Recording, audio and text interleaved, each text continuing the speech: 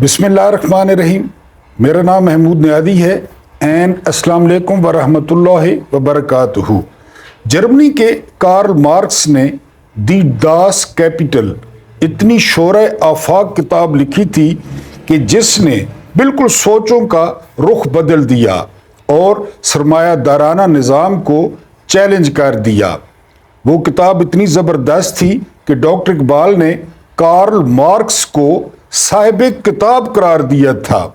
अब उस किताब में क्या था, इसको एक शेर में बयान कर दिया वो मीर तकी मीर ने। यानी वो किताब मजदूरों के बारे में, गरीबों के बारे में, मेहनत कशों के बारे में, और ये मीर साहब का एक शेर आपने गौर से सुनना है। वो पूरी किताब इस शेर में बंद है। शेर क्या है? रईस ज़ादों से दिल्ली के मत मिला कर मीर, रईस ज़ादों से दिल्ली के मत मिला कर मीर, कि हम गरीब हुए हैं इन्हीं की दौलत से,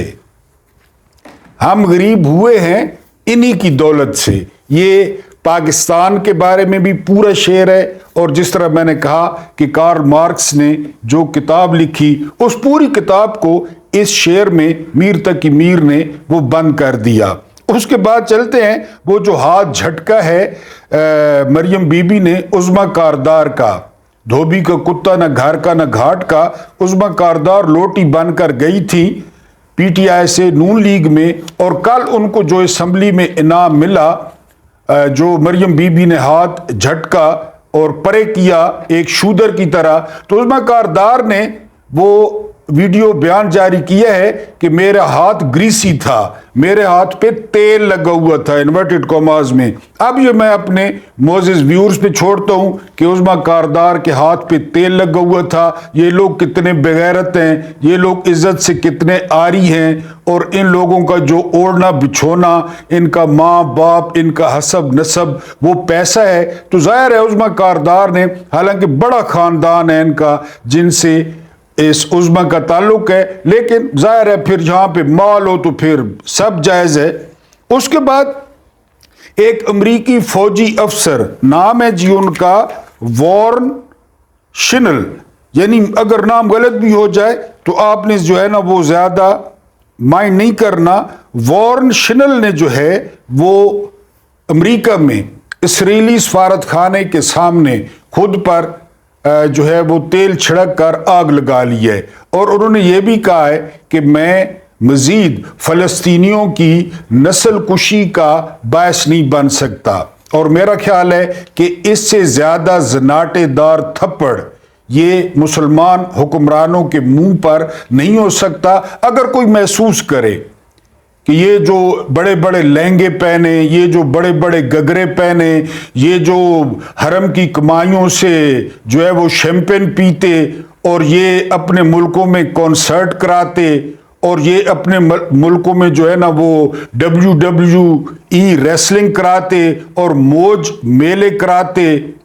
इनके जो है वो मुंह पे इससे ज़्यादा वो ज़नाटेदार थप्पड़ नहीं हो सकता कि एक अमरीकी अफसर को गज़ा के हालात नज़र आ गए, फ़लस्तीन के हालात नज़र आ गए, लेकिन वो पाकिस्तान से एक 16 फुट का जर्नैल गया था जिसका नाम राहिल शरीफ था, और कह रहे थे कि 42 इस्लामी मुल्कों की वो एक फ़ौज बनी है, वो फ़ौज नाचने गाने के लिए बनी है, या सऊदीया में म्यूजिकल कॉन्सर्ट की हिफाजत के लिए बनी है, या वो 16 फुट का जर्नैल किधर गया, इस बात का हमें नहीं पता। बहरहाल उस अमरीकी अफसर ने तमाम दुनिया के, चाहे कोई जो है ना वो जर्नैल हैं, चाहे कोई बड़ी ज़बरदस्त फौज रखने वाले हैं, चाहे वो कोई जो है ना वो पासदारान इनकलाब रखने वाले हैं, उनके चेहरे पर एक ज़नाटेदार थप्पड़ रसीद किया है। और बहरहाल कमाल कर दिया है अमरीकी मुआशरे में एक अमरीकी अफसर ने,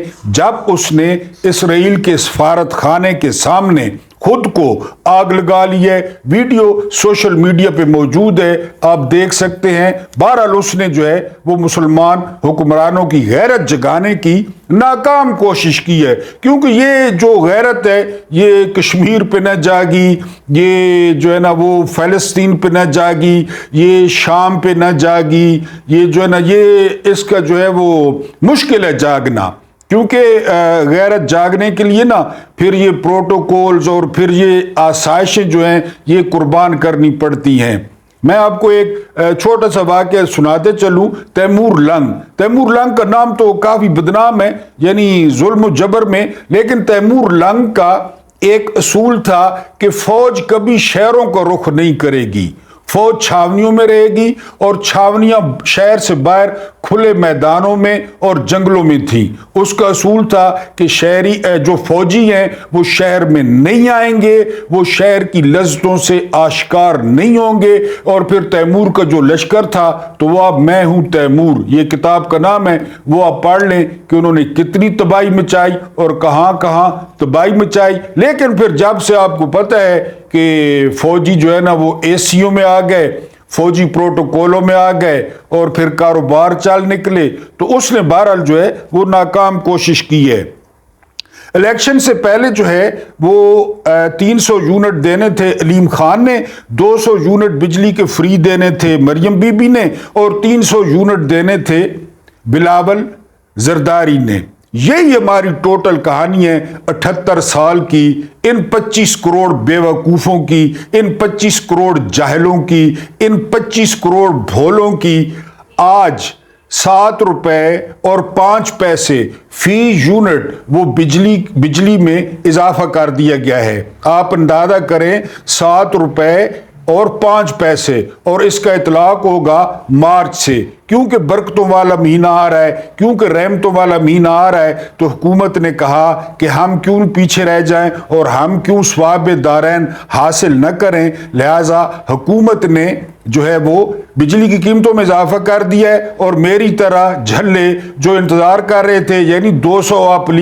300 علیم خان کے کر لیں، 300 فرزند زرداری کی کر لیں، اور 200 آپ کر لیں مریم بی بی کے، یہ ہو گئے 800 یونٹ جو ہے وہ فری دینے تھے، کیونکہ تینوں حکومت میں آ گئے ہیں، اور ہم تو بڑے خوش تھے کہ ہمارے جیسا بندہ وہ 800 یونٹ فری استعمال ہی نہیں کرتا۔ لیکن جس طرح میں نے بتایا کہ یہ 78 سال کی کہانی ہے، کوئی بنیادی جمہوریت، کوئی اسلام، کوئی سب سے پہلے پاکستان، کوئی روٹی کپڑا اور مکان، کوئی موٹر وے، کوئی جو ہے نا وہ بجلی کے پاور ہاؤس، وہ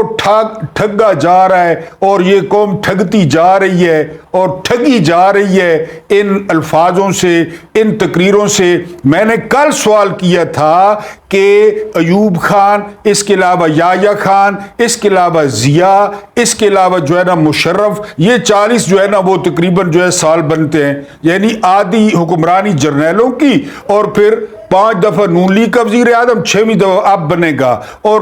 4 دفعہ پیپلز پارٹی کا وزیر اعظم۔ ملک کو یہاں تک کون لے کے آیا ہے؟ کمنٹس میں اس کا آپ جواب کیوں نہیں لکھتے یار، کہ ملک کی یہ موجودہ صورتحال کس نے کی ہے؟ فوجیوں نے کی ہے، یا نون لیگ نے کی ہے، یا پیپلز پارٹی نے کی ہے؟ کیونکہ جب سے ملک آزاد ہوا ہے حکمرانی تو انہوں نے کی ہے۔ تو یہ ملک کی حالت کس نے کی ہے؟ یہ عمران خان کے 3.5 سال تھے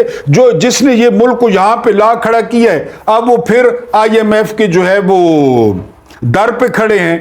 IMF کے جی وہ بھیک لے کر جھولی جو ہے نا وہ آگے کر کے کہ ہماری جھولی میں اپنی طوائفوں کا ٹیکس ڈالو، طوائفوں کا، کیونکہ سب سے بڑا ان کا جو ٹیکس آتا ہے وہ طوائفوں سے اور قبہ خانوں سے آتا ہے، وہ ٹیکس ہمیں دو تاکہ ہم جو ہے وہ اپنی فوج چلائیں، ہم اپنا روزگار چلائیں، ہم اپنے پروٹوکول چلائیں۔ کل آپ کو بتایا تھا 71 گاڑیوں کے پروٹوکول میں مریم بی بی جو ہے وہ نکلی ہیں۔ آپ بھولے بنتے رہیں، ہمارے ماتھے پہ بڑا سا چے لکھا ہوا ہے، چے، سمجھنے والے سمجھ جائیں، ہمارے ماتھے پہ بڑا سا چے لکھا ہوا ہے، اور وہ بہترین فائدہ اٹھا رہے ہیں ہمارے چے لکھے ہونے سے اور وہ 78 سال سے۔ بہرحال مارچ میں روزے بھی رکھیں، آپ کو روزے بھی مبارک ہوں، اور 7.05 فی یونٹ بجلی بھی آپ کو مبارک ہو۔ اس کے بعد آپ کو ایک لطیفہ سناتا ہوں۔ لطیفہ یہ ہے کہ امریکی ترجمان میتھیو ملر نے وہ کہا ہے کہ جو پاکستان میں حکومت سازی ہو رہی ہے اس میں ہم دخل اندازی نہیں کریں گے۔ چل بھوتنی کا، یہ کر کون رہا ہے؟ یہ کروایا کس نے ہمارے ساتھ؟ یعنی بیلاروس میں وہ ہم سے یقین کریں کہ صرف 10% الیکشن میں خرابی ہوئی ہے بیلاروس میں، لیکن چونکہ وہ امریکی پالیسیوں کے خلاف ہے، امریکہ نے اس کے الیکشن کو وہ کالعدم قرار دیا ہے۔ وینزویلا امریکہ کی بات نہیں مانتا، وہاں کے الیکشن ہم سے 1000 گنا بہتر ہوئے ہیں، امریکہ نے اس الیکشن کو بھی ماننے سے انکار کر دیا ہے۔ لیکن یہاں 8 فروری کو الیکشن ہوئے اور ابھی تک سیٹیں چھیننے کا سلسلہ جاری ہے، مخصوص سیٹیں نہیں دی گئی، ویسے سیٹیں رات کو دوبارہ گنتی کرتے ہیں، چھین لیتے ہیں۔ اسکندر سلطان راجہ کو فون آتا ہے ایک اور سیٹ گئی پی ٹی آئی کی، لیول پلینگ فیلڈ نہیں ہے، بلہ چھین لیا گیا، لیڈر جو ہے نا جیل میں، وہ جو ہے وہ سام انکل دیکھتے رہے اور اب کہہ رہے ہیں کہ ہم دخل اندازی نہیں کریں گے۔ یعنی سارا کچھ کرنے کے بعد، سائفر کے بعد، باجوہ کے ساتھ مل کے سازش کرنے کے بعد، باجوہ کو دھمکی دینے کے بعد کہ تمہارا انجام اچھا نہیں ہوگا، عمران خان کے خلاف مصنوعی جو ہے وہ عدم اعتماد کرانے کے بعد، سندھ ہاؤس بسانے کے بعد، پیسے دینے کے بعد، شرابیں دینے کے بعد، سندھ ہاؤس میں مساجر لڑکیاں دینے کے بعد، یہ سارا کچھ کرنے کے بعد کہہ رہا ہے وہ بھوتنی کا کہ ہم جو ہے وہ دخل اندازی نہیں کریں گے۔ جناب آپ کے جو ہے نا وہ اشارہ ابرو پہ سارا کچھ چلتا ہے۔ میں نے کل پرسوں آپ کو بتایا تھا کہ حمید گل لیفٹیننٹ جنرل ریٹائرڈ اور مرحوم و مغفور حمید گل نے بتایا تھا کہ میں سب سے سینئر تھا، چیف آف آرمی سٹاف میں نے بننا تھا، بے نظیر بھٹو وزیر اعظم تھی، لیکن میری نام پہ کراس وہ واشنگٹن سے لگا تھا کہ حمید گل کو آپ نے چیف آف آرمی سٹاف نہیں بنانا، اور پھر واقعی حمید گل کو چیف آف آرمی سٹاف نہیں بنایا گیا۔ تو میتھیو ملر صاحب اب جو ہے یہ آپ بے وقوف کسی اور کو بنائیں۔ عمران خان نے بہت شعور دے دیا ہے، لوگوں کو پتہ ہے کہاں سے یہ سارا کنٹرول ہو رہا ہے۔ اگر بائیڈن انتظامیہ کی مرضی نہ ہوتی تو یہ کرائے کے ٹٹو، یہ ٹٹ پونجیے، یہ خوشامدی، یہ آئی ایم ایف کی بھیک پر پلنے والے، یہ طوائفوں کے ٹیکس پہ یہ پلنے والے، یہ قبہ خانے کے ٹیکس پہ اور ریونیو پہ قرض لینے والے، ان میں اتنی جرت تھی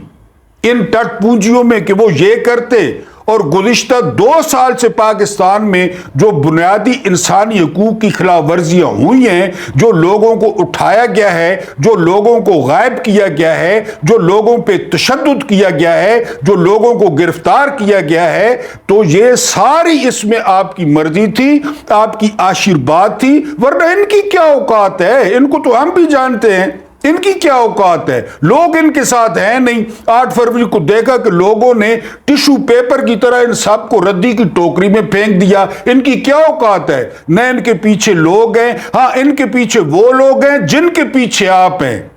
تو آپ یہ بکواس کرنا بند کریں اور لوگوں کو بے وقوف بنانا بند کریں۔ سارا کچھ آپ کروا رہے ہیں، سارا کچھ آپ کی مرضی سے ہو رہا ہے، سارا کچھ آپ کی مرضی کا سیٹ اپ لایا جا رہا ہے، کیونکہ آپ نے اسرائیل کو تسلیم کروانا ہے، آپ نے انڈین جو ہے وہ بالادستی کو تسلیم کروانا ہے، آپ نے چین کا پتہ کاٹنا ہے۔ سارا کچھ آپ کی مرضی سے ہو رہا ہے، سارا کچھ آپ کہہ رہے ہیں، سارا کچھ آپ کروا رہے ہیں، اور یہ بکواس کرنے کی مزید یا لوگوں کو بے وقوف بنانے کی کوئی ضرورت نہیں ہے کہ ہم پاکستان میں حکومت سازی کے معاملات میں مداخلت نہیں کریں گے، ورنہ یہ کرائے کے ٹٹو، یہ بھاڑے کے ٹٹو، یہ کس کھیت کی مولی ہیں کہ یہ اتنا کچھ کرتے۔ بہرحال یہ آپ کا اپنا ڈیجیٹل پلیٹ فارم ہے، ویڈیو اچھی لگی ہو تو لائک ضرور کریں، آپ کے لائکس کم ہوتے ہیں، آپ سے پیار بھرا شکوہ پہلے بھی کیا ہے، آپ کی ویورشپ کم ہوتی ہے، ویورشپ ظاہر ہے کم ہو تو رینج نہیں پکڑتا چینل، اس چینل کو تھوڑا سا پروموٹ کر دیں، اس ناچیز کو سبسکرائب کر دیں۔ اللہ پاک آپ لوگوں کو آسانیاں عطا فرمائے اور آسانیاں بانٹنے کی توفیق عطا فرمائے، اینڈ مجھے برداشت کرنے کا بہت بہت شکریہ۔